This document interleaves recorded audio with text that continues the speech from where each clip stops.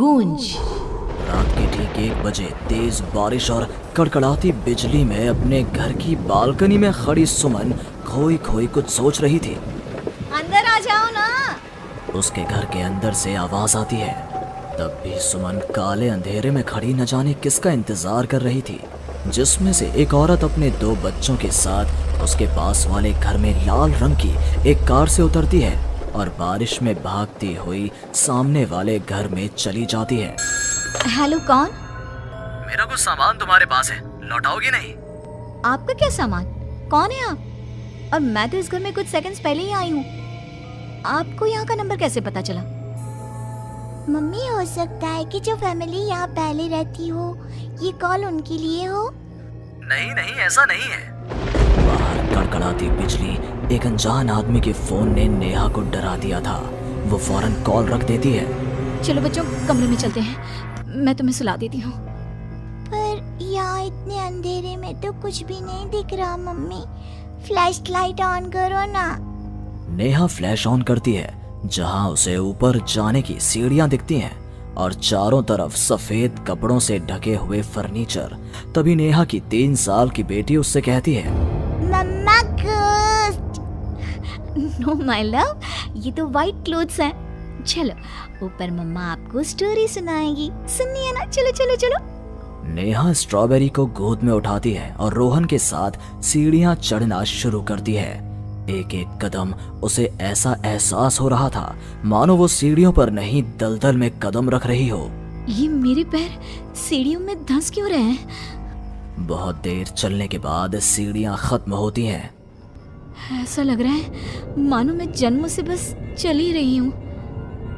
जैसे तैसे थकी हारी नेहा ऊपर कमरे में पहुंचती है। जैसे ही फ्लैश बेड पर पड़ता है, वो देखती है कि उसके दोनों बच्चे पहले से ही बिस्तर पर सो रहे हैं। मेरा सर चकरा रहा है। बच्चे तो मेरी गोद में थे, यहाँ कैसे आ गए? और वो भी मुझसे पहले। नेहा कुछ समझ नहीं पाती और बेसुध होकर जमीन पर गिर पड़ती है। अगली सुबह उसकी आंखें सूरज की किरणें चेहरे पड़ने से खुलती हैं।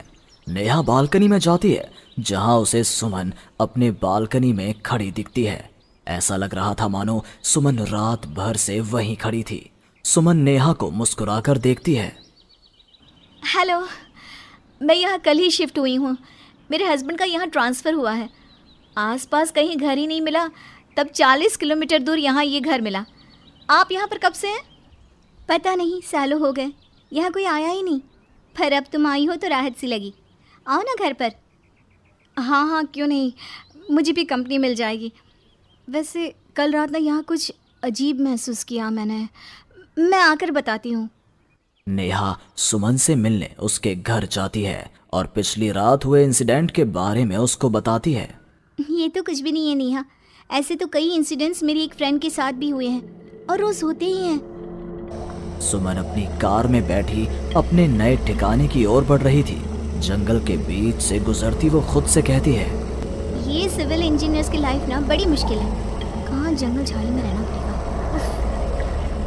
कार एक घर के पास रुकती है। लीजिए मैडम, हम आ गए। आपको कुछ जरूरत हो तो मुझे कॉल कीजिएगा, मैं ये बगल वाले घर में ही हूँ। सुमन घर के अंदर जाती है। डाइनिंग टेबल पर पहले ही खाना रखा हुआ था, पानी का ग्लास भी, टीवी ऑन ही था।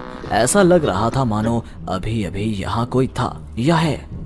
चलो, कंपनी अच्छी है, सब अरेंजमेंट्स मेरे आने के पहले ही कर रखे हैं। सुमन खाने की टेबल पर बैठती है, जहाँ 5 लोगों का खाना परोसा हुआ था। ये 5 प्लेट किसके लिए सर्व कर दिया? हाथ है। सुमन अपनी प्लेट से खाना शुरू करती है और उसी वक्त बाकी 4 प्लेटों से भी खाना गायब होने लगता है। प्रमिल, कहाँ हो तुम प्रमिल? सुमन भागती हुई अपने ड्राइवर के घर पर जाती है। सुमन क्या देखती है कि प्रमिल जमीन पर गिरा हुआ है। फर्श पर हर तरफ खून ही खून। प्रमिल के मुंह से भी खून आ रहा था। वो कराहता हुआ कहता है, मैम, यहाँ रूहें रहती हैं, ये आपको भी नहीं छोड़ेंगी। ये कहते कहते ही प्रमिल दम तोड़ देता है और सुबह के 11 बजे अचानक ही अंधेरा छा जाता है। चारों तरफ से अजीबोगरीब आवाजें आने लग जाती हैं। मम्मी, आई, अरे कोई खाना देगा क्या मुझे? अरे जी सुनिए ना, प्लीज प्लीज मुझे मत मारो। पापा बचाओ, ये लोग कौन है? सुमन अपने दोनों हाथों से अपने कान को बंद कर लेती है और जोर जोर से चीखती है। अचानक एक सन्नाटा चारों ओर फैल जाता है। सुमन प्रोमिल के घर से बाहर निकलती है। चारों ओर घुप अंधेरा, वो भी कुछ देख नहीं पाती और वापस अपने घर की ओर लौट आती है। इससे अच्छी तो मौत होती, ये मैं कहाँ फंस गई। मम्मा गोदी। अरे सुमन, क्या मरने वरने की बात करती रहती हो? जाओ मेरे लिए चाय बनाओ। ये कौन बोल रहा है? तभी अचानक से घर की लाइट्स ऑन हो जाती हैं। सुमन देखती है कि वो किचन में है। उसके ठीक बगल में एक औरत, जिसके बाल उसके चेहरे की ओर थे, गैस के फ्लेम में अपने दोनों हाथों को पका रही थी।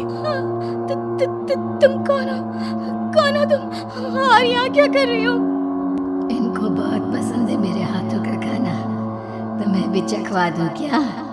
कर्कश आवाज में ये कहती हुई वो औरत झट से सुमन के हाथों को आग में डाल देती है। सुमन चीखती रहती है, पर वो औरत उसके हाथों को नहीं छोड़ती। तुम्हारे पेट में एक बच्चा है ना, सूंघ लिया मैंने। और औरत ये कहती सुमन के पेट पर हाथ फेरने लग जाती है और उसके पेट में हाथ डालकर मांस का टुकड़ा बाहर निकाल कर खा लेती है। मेरा बच्चा। ये तो कुछ भी नहीं, उधर देखो। वो औरत दीवार की तरफ इशारा करती है। दीवार पर खून के ऐसे धब्बे थे मानो नवजात शिशुओं को उसी दीवार पर पटक पटक कर मार दिया गया हो।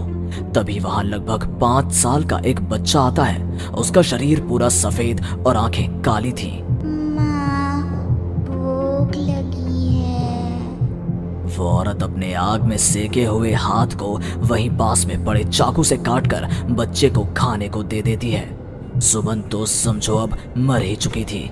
इतना कुछ देखने के बाद कौन ही जिंदा रह सकता था। अब उसका शरीर भी गवाही दे रहा था।